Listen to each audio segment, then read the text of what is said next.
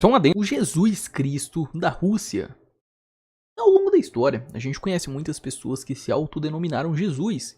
Diziam ser o Jesus, ser a encarnação de Jesus, ser o próximo Filho de Deus. E hoje a gente vai comentar sobre o incrível Jesus Cristo da Rússia. Ou não tão incrível assim. Sergei Anatolievich Torop, também conhecido como Vissarion, que significa aquele que dá a nova vida. É um ex-policial de trânsito de cabelos compridos que lidera o seu próprio culto, a Igreja do Último Testamento. Eu vou chamar ele de Vissarion porque o nome dele completo é russo e é muito difícil de ler, desculpa. Vissarion fundou a igreja há cerca de 30 anos atrás, depois de se autoproclamar Filho de Deus, seguindo o que ele diz ser uma revelação. De acordo com o site Vissarion.org, Vissarion nasceu em 14 de janeiro de 1961. Era um russo comum, até que teve um despertar espiritual em agosto de 1990, quando tinha 29 anos. Sergei, ou Vissarion, estava ansioso para espalhar a palavra, e apenas um ano depois, em agosto de 1991, deu seu primeiro sermão em público, em Mirosik. A Igreja do Último Testamento também é chamada de Comunidade de Fé Unificada. A sede principal deste culto está localizada na taiga siberiana. Pô, lá faz frio, hein, galerinha? Na depressão de Minusik, a leste de Abacan.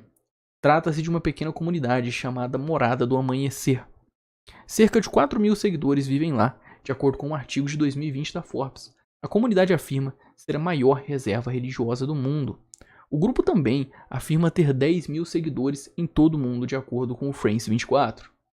A Igreja de Sergei mistura ensinamentos da Igreja Ortodoxa Russa com budismo, coletivismo, apocalipticismo e princípios ecológicos. Caraca, que loucura, cara. Vissarion prega que o fim do mundo está próximo e que somente aqueles que o seguem encontrarão a salvação. Em 2002, Vissarion disse ao The Guardian, abre parênteses, eu não sou Deus. É um erro ver Jesus como Deus, mas eu sou a palavra viva de Deus, o Pai. Tudo que Deus quer dizer, ele diz através de mim. Ô, louco, o cara tem moral, hein, velho? O cara pelo menos é autoconfiante. De acordo com o The Guardian, os moradores da comunidade religiosa têm uma dieta vegana, vestem-se com simplicidade e devem abster-se de beber, fumar, xingar e usar dinheiro. Até aqui, cara, tem umas coisas que eu não concordo. Mas pelo menos nessa questão de o budismo e tal, de ser mais questão de contato com a natureza, eu acho legal. No entanto, esse tipo de culto assim, normalmente se torna muito mais uma seita, e que é uma crítica que eu faço muito grande, que acaba meio que virando, porque esses tipos de cultos, em sua grande maioria, não respeitando a religião e a fé religiosa de muitos, mas esses tipos de cultos aqui acabam por virar uma seita, e é mais ou menos o que vira essa questão do Vissarion. A Forbes relatou que o Vissarion aboliu o Natal e o substituiu pelo aniversário da data de seu primeiro sermão, 18 de agosto.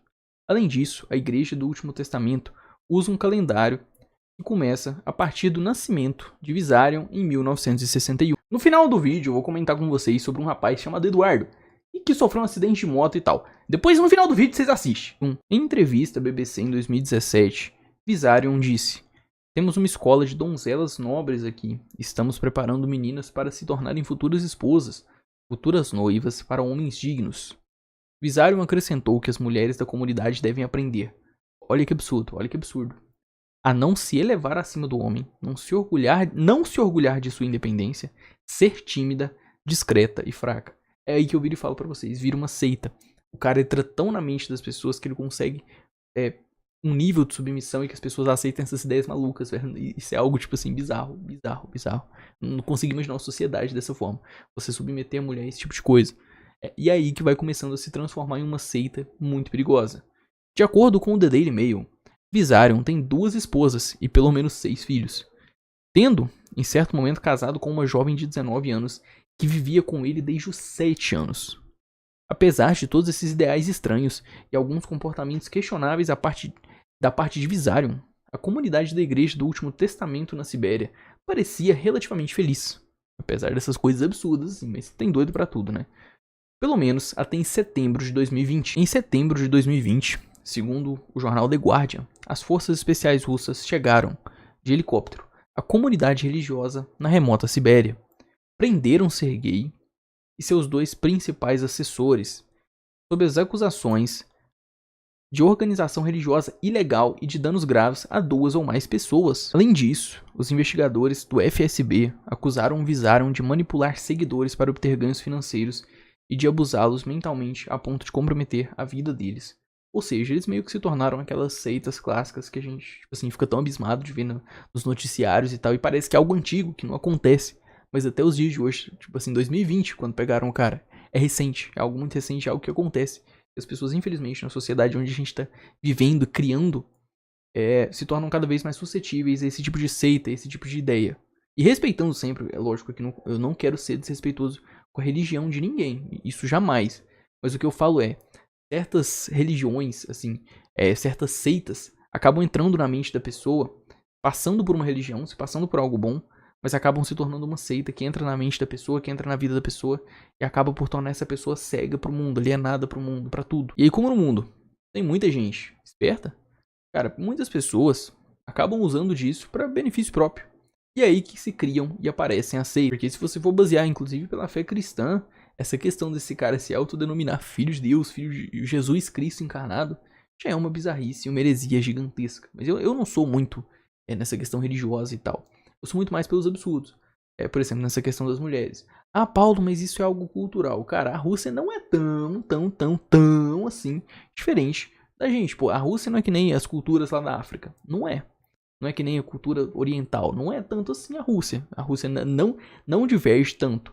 Então, assim, desses tipos de coisa que a mulher, ela deve ser fraca, ela não deve orgulhar de ter independência, isso eu acho bizarro e eu acho isso um absurdo. Acho que isso contraria totalmente a evolução da humanidade. É colocar a mulher num papel abaixo, num papel inferior. E eu sou totalmente contra isso. Há pouca informação disponível sobre exatamente de que Sergei Torop foi considerado culpado. Mas quase 3 anos após sua prisão, sabe-se que ele ainda está atrás das grades. Em 2021, um artigo publicado no The New York dizia, abre parênteses, para muitos crentes, a prisão de seu líder, combinada com a pandemia coronavírus, é um sinal de que o dia do julgamento se aproxima. Nossa, velho, olha essa teoria. É que nem aqui no Brasil, só mais 72 horas, patriotas. Segundo a mesma publicação, de autoria da jornalista Valerie Hopkins, outros devotos acreditam que a prisão de Visarion foi, abre parênteses, o cumprimento de uma profecia, comparando a situação de seu professor com a de Jesus há mais de 2000 anos. O fato é que Visarion ainda tem seguidores o suficiente para manter o site da sua igreja ativo, onde sua mensagem ainda é compartilhada, mesmo ele estando atrás das grades. Os seguidores garantiram ao Nietzsche que conseguem se comunicar com seu líder espiritual todas as noites às 10h05 da noite. Porque às 10h05, Paulo, não sei. E não é porque Visarion tem acesso a videochamadas, não, lá na cadeira não tem videochamada. Os seguidores garantiram ao Nietzsche que conseguem se comunicar com seu líder espiritual todas as noites. E essa comunicação é feita através de um ritual chamado Sliania, que significa integração ou fusão. Seus seguidores dirigem seus pensamentos a ele por 15 minutos e ele os aborda em seus pensamentos. Olha, o cara conversa mental, assim, telepatia, de acordo com Nietzsche. No site de Visarion é possível encontrar os seguintes textos, abre parênteses, discípulos, seguidores e simpatizantes de todo mundo nos aguardam ansiosamente a expiração do tempo máximo de detenção legal, esperando e acreditando que a justiça prevalecerá e o mestre retornará ao seu lugar de honra. Além disso, no site de Visarion, mensagens espirituais são ocasionalmente enviadas em vários idiomas. A última foi em julho de 2022, até a data do vídeo. Com isso fica claro que os membros da igreja do Último Testamento são muito fiéis e aguardam pacientemente o seu líder. Cara, essa história me chamou muita atenção pra trazer aqui pro canal, achei muito bizarro. Porque sempre tem, querendo ou não, uns doidos que diz que ser Jesus e tal, a gente tem aqui no Brasil. E assim, cara, faz fama, né? O Henri Cristo aqui no Brasil é tipo o busão já, é uma entidade, um patrimônio do nosso Brasil.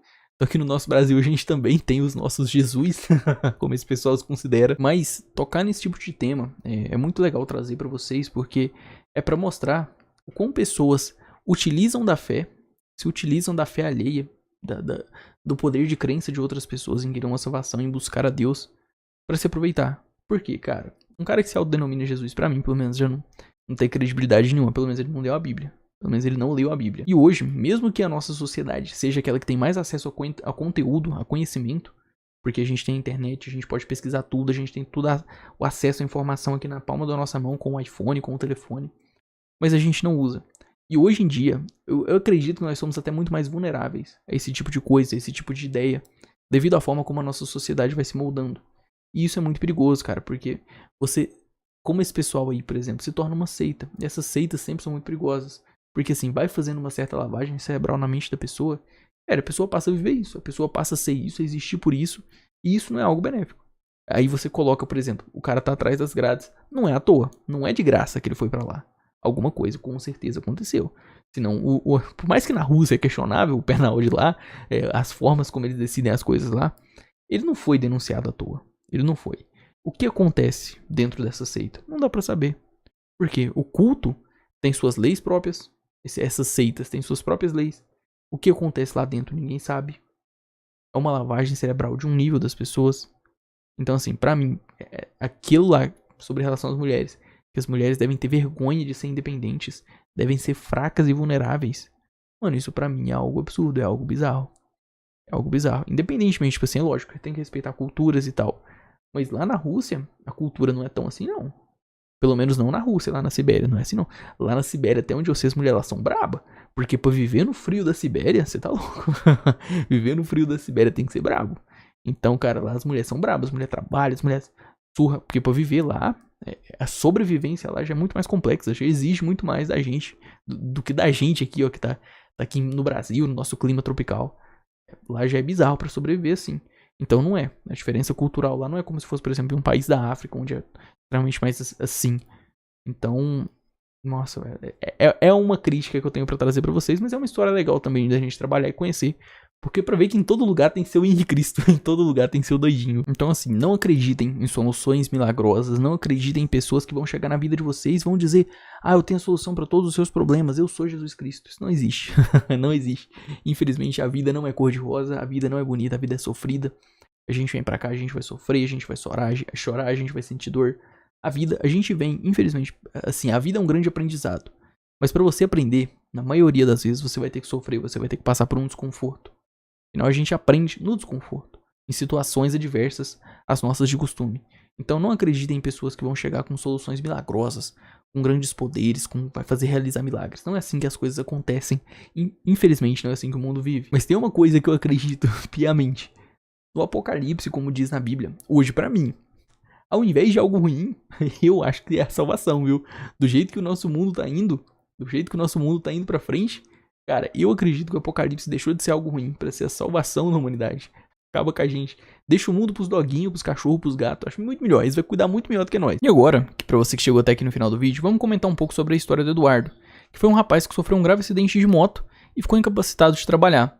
E nesse tempo que ele estava incapacitado de trabalhar fora e tal, ele buscou acesso a um curso, acesso a novos conteúdos e alguma forma de aprender a ganhar dinheiro em casa. E é lógico, fugindo daquele clichê de blaze, de casa de aposta, desses investimentos de alto risco, porque isso é algo que aqui no canal eu já falei pra vocês, é proibido.